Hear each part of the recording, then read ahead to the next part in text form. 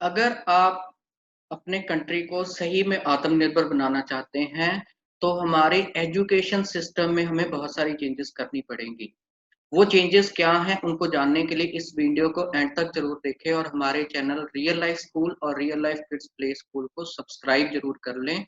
हमारे videos education system और health से रिलेटेड अवेयरनेस क्रिएट करने के लिए होते हैं। My name is Jaswinder Randhawa, founder and CEO of real life school, real life kids play school and kiddies world play school.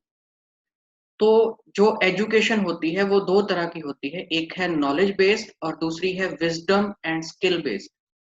जो नॉलेज बेस्ड एजुकेशन होती है उसमें नॉलेज तो दी जाती है, लेकिन वो नॉलेज जो है उसको हम रियल लाइफ में कितने परसेंट अप्लाई करते हैं, वो बहुत ही कम परसेंटेज होता है। और इस टाइम जो आजकल स्कूल्स और कॉलेजेस में एजुकेशन दी जा रही है वो ज़्यादा नॉलेज बेस्ड है, जिसका पर्पस अच्छे मार्क्स लेना तो है, लेकिन उस नॉलेज को गेन करने के बाद अगर हम जॉब ढूँढने के लिए जाते हैं तो वहाँ भी हमें as a fresher he consider किया जाता है, क्योंकि वो नॉलेज जो है वो रियल लाइफ में, प्रैक्टिकल लाइफ में काम नहीं आती। तो एजुकेशन कैसी होनी चाहिए, विज़डम बेस्ड या स्किल बेस्ड? दोनों के डिफरेंस को समझाने के लिए एक छोटी-सी स्टोरी बताता हूँ। एक गाँव में एक बहुत ही विद्वान व्यक्ति रहता था। उसने बहुत सारे वेद और ग्रंथ पढ़े थे और उसको बहुत सी नॉलेज थी। लोग उसके पास हर तरह की प्रॉब्लम लेके आते और वो उसका सॉल्यूशन देता। एक दिन उस व्यक्ति को अपने गाँव से दूसरे गाँव जाना था और रास्ते में एक नदी पड़ती थी। उस ज़माने में नदी पार करने के लिए नाव का इस्तेमाल होता था। तो वो नदी के किनारे गया और उसने वहाँ देखा कि एक बंदा था, वो अपनी नाव लेके खड़ा था और उसने उस बंदे को कहा कि मुझे इस नाव से आप नदी के पार करवा दो और मैं आपको पे कर दूँगा। तो उस आदमी ने उस विद्वान को बोला कि आप मेरी नाव में बैठ जाओ और नाव में बैठा के उसने नाव को खेना शुरू कर दिया और रास्ते में उनकी बातचीत शुरू हो गई। उस विद्वान ने नाव वाले से पूछा कि भाई तुम कुछ पढ़े लिखे हो? तो आदमी ने कहा मैं तो बिल्कुल भी पढ़ा लिखा नहीं हूँ। विद्वान ने कहा फिर तो तुम्हारी ज़िंदगी बेकार है। अगर तुम पढ़े लिखे होते तो तुम कुछ और काम करते और ज़्यादा पैसे कमाते। और इस तरह से विद्वान ने उसको छोटी-छोटी कई बातों में उसको ये रियलाइज़ कराया कि वो पढ़ा लिखा नहीं है। थोड़ी देर बाद आधे रास्ते वो गए थे, तो एकदम से बहुत सा तूफ़ान आ गया और अब वो जो विद्वान था वो बहुत घबरा गया और उसने नाव वाले से पूछा कि अब ये तूफ़ान आ गया है, तो अब क्या करेंगे?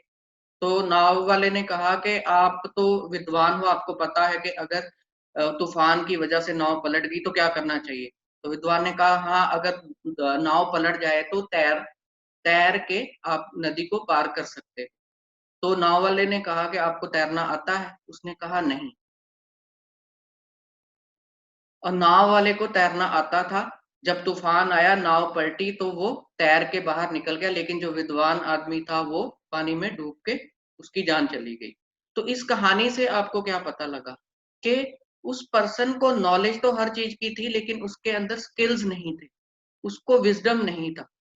जबकि नाव वाले को नॉलेज नहीं थी, उसने कोई पढ़ाई नहीं की थी, लेकिन वो अपने काम में माहिर था, उसको तैरना आता था, उसको नाव चलानी आती थी। तो wisdom and skills are very important. अभी आज की डेट में हम सब लोग नंबरों के पीछे लगे हुए हैं और अपने बच्चे को एकेडमिक पढ़ाई का, नॉलेज का इतना ज़्यादा बर्डन दिया हुआ है कि उसको हम बाकी के स्किल्स जो हैं वो सिखा नहीं पा रहे।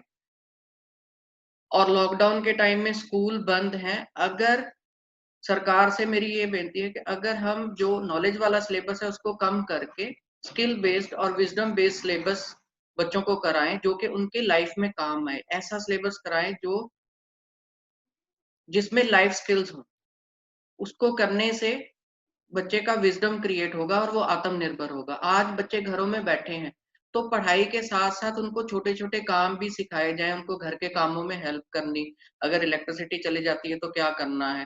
सपोज़ कर लो कुछ इमरजेंसी कंडीशन हो जाती है, फायर लग जाती है, अर्थक्वेक आ जाता है, ऐसी सिचुएशन में अपने आप को कैसे बचाना है? मार्केट से शॉपिंग कैसे करनी है? ये और अगर आप अकेले हो घर पे, भूख लगी है, तो छोटा-मोटा खाना कैसे बनाना है ताकि अपना पेट भर सके, ये सारी चीज़ें भी एजुकेशन का हिस्सा है। इनको कहते हैं स्किल्स। और स्किल्स जो हैं वो हमेशा नॉलेज से ज़्यादा पावरफुल होते हैं। अगर आपको ये वीडियो पसंद आया तो अपने फ्रेंड्स और फैमिली के साथ शेयर करें। धन्यवाद। जय हिंद।